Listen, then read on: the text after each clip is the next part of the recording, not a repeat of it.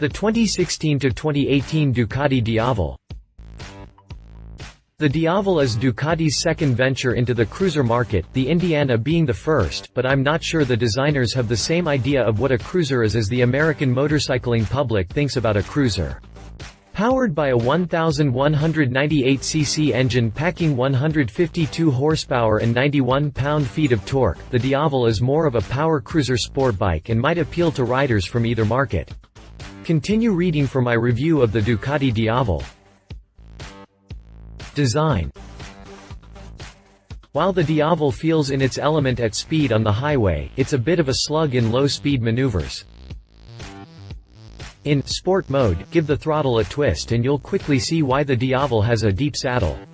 If it didn't, your butt would slide off the back and you'd be holding on for dear life with one wheel in the air. With the whole is it a cruiser or is it a sport bike thing going on, I'm not saying it's a bad thing, I'm just saying it's different. In fact, I'm really not saying it's a bad thing, just the opposite. I'm kinda digging this sport power cruiser hybrid. Statistically, the Diavel and its stablemate the Diavel Carbon are popular among experienced riders over 50 and among women, and also seems to appeal to Harley-Davidson V-Rod riders who want what the V-Rod used to offer, but want more of it. Why does it appeal to women riders? Speaking as a woman rider, it's my opinion that a lot of women are dissatisfied with having only cruisers as an option. Cruisers typically have low seat heights and women, typically being shorter than what motorcycle manufacturers consider average height for a man, generally gravitate to cruisers. Not everyone is happy with the easy, laid-back style of a cruiser, however. Some chicks want to go fast, too. Enter the Diavel with its hybrid nature. The pullback gives your upper body the upright position of a cruiser, yet the foot position is high and tight like a sport bike. The most notable spec, though, is the seat height.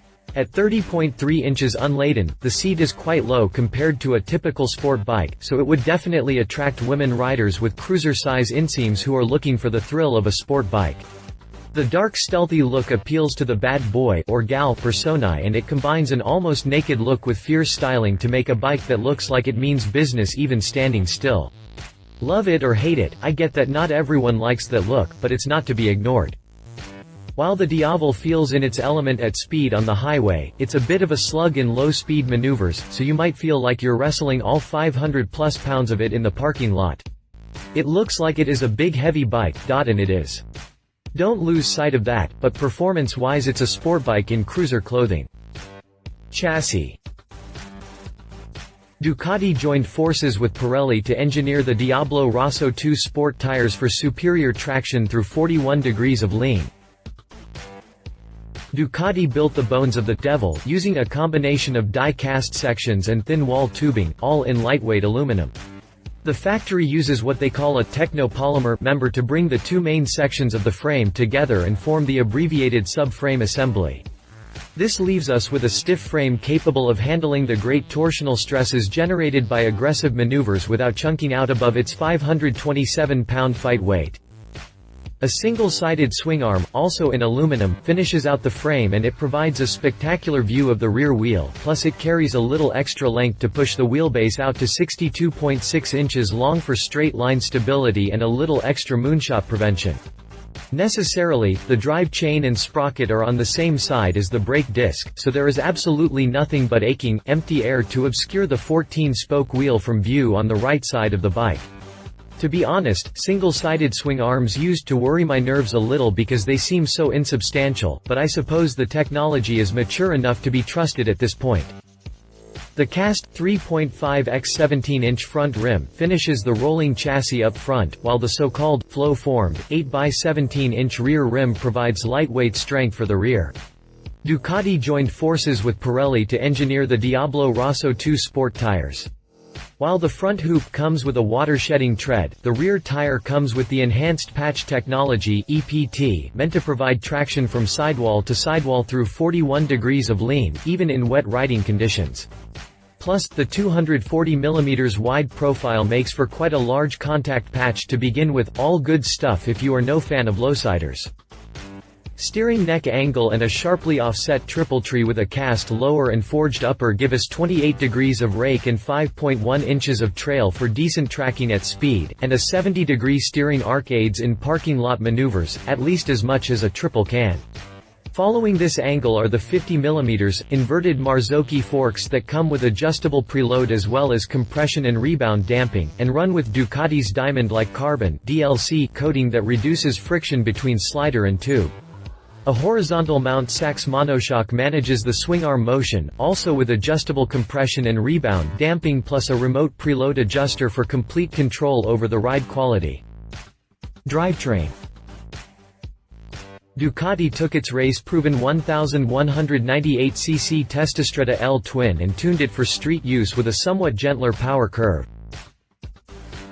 Ducati took its race-proven 1198cc Testastretta mill and tuned it for street use with a somewhat gentler power curve. This water-cooled, 90-degree V-twin, called an L-twin by the factory, runs the famous desmodromic valve train that uses a push-open, pull-close cam arrangement instead of springs, so valve float is a non-issue. The Desmo system used to be rather high maintenance with short service intervals, but nowadays it's right on par with, and in some cases lower maintenance than, pushrod engines with solid lifters. Massively over-square, the lump runs a pair of 106mm by 67.9mm jugs with superbike piston crowns that help shape the combustion chamber and drive the compression ratio up to a hot 12.5:1. Dual spark heads create separate flame fronts to improve efficiency and reduce emissions. One of my favorite features on this engine is the fuel injector angle. It is a law of physics that a liquid will not burn, and we rely upon a split second of time between the air-fuel mixing and the combustion event to allow the atomized fuel to produce vapors that will burn.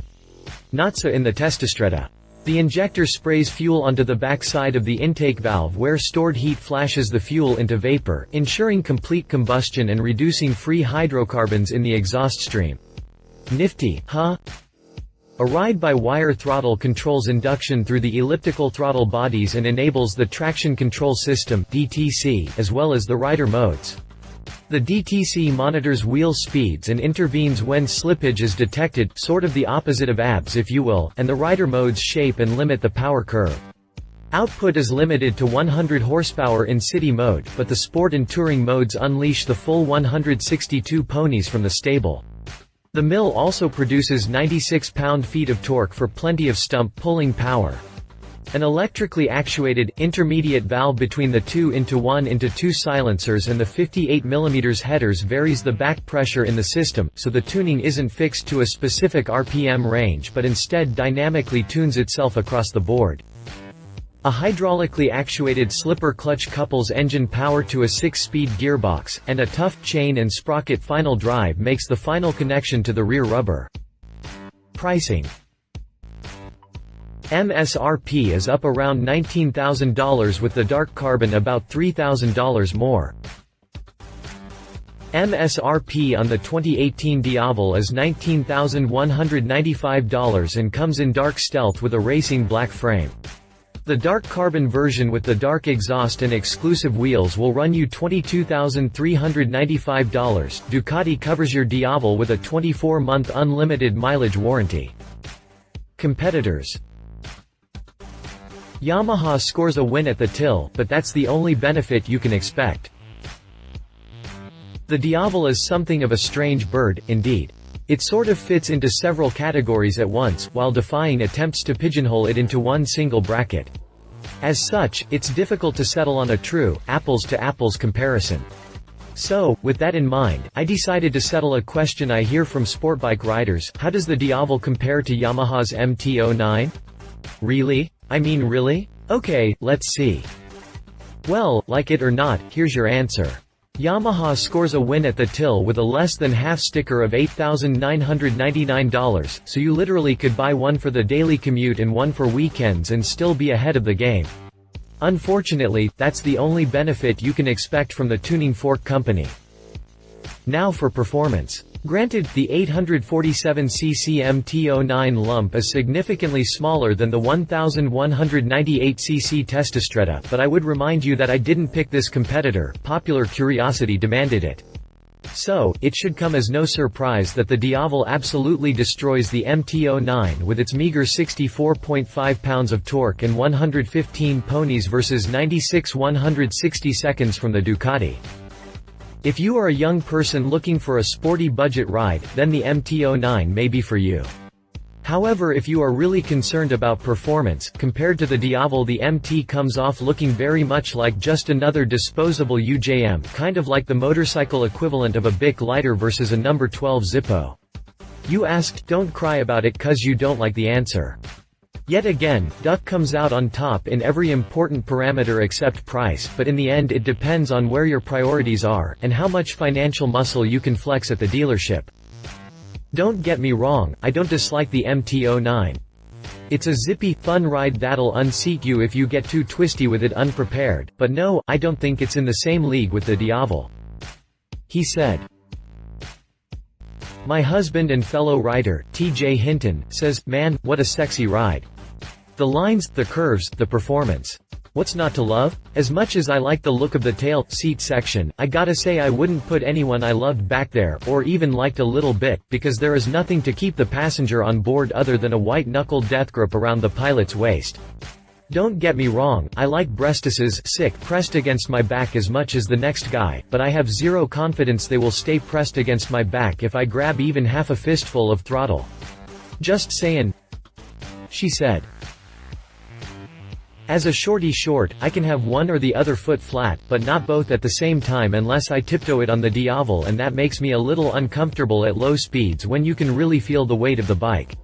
Still, it has an awesome feel at speed, flicks fairly well, better than a cruiser but not like a proper sport bike, but that may be the trade-off to have a bike that fits between the two worlds. If you like cruisers but want to put a little zip in your doo-dah, take a demo ride on a Diavel. Specifications. References. Yamaha MT-09. See our review of the Yamaha MT-09. If you liked this video, please share your thoughts in the comments below and don't forget to hit the subscribe button.